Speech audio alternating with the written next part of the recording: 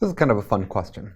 It says that we have three observers, A, B, and C, and are listening to a moving source of sound. The diagram below shows the location of the wave crests of the moving source with respect to the three observers. Which of the following is true? Well, when I look at this picture, before I even look at the answers, I look at this picture and I see that the wave crests are piled up over on this side, and they're really spread out over here. So on the inside, they're really close. On the outside, they're really spread apart. And I can see that my source at some point is going to be right here. And if they're piling up, that means I'm producing sound closer to the previous wave, which means that this source, the velocity of our source, has to be moving in this direction.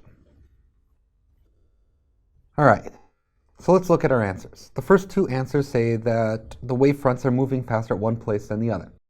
Well, the wave itself is going to be moving with the speed of sound, which for most cases around 340 meters per second if you're in the Earth's atmosphere near the Earth's surface on a normal temperature day.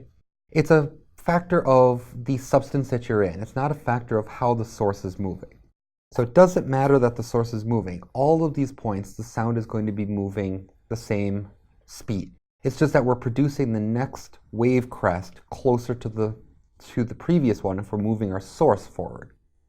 Over here, the wave crest, because we're moving away, this wave crest is moving in that direction, and our source is moving the other direction, so the wave crests are going to get further apart because we're producing at further away from the original point.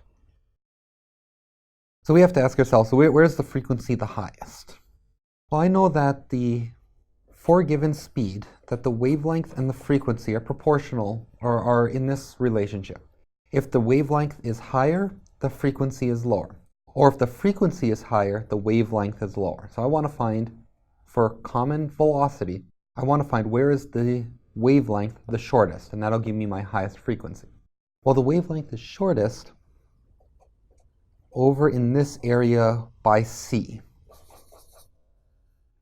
And when we look at this, the wavelengths are the distance between wave crests, so it's between two of these points. Over here, it's between two of these wave crests. So this distance in all of these cases are going to be the wavelength of this wave. And the wavelength, the lower the wavelength, the shorter the wavelength, the higher the frequency.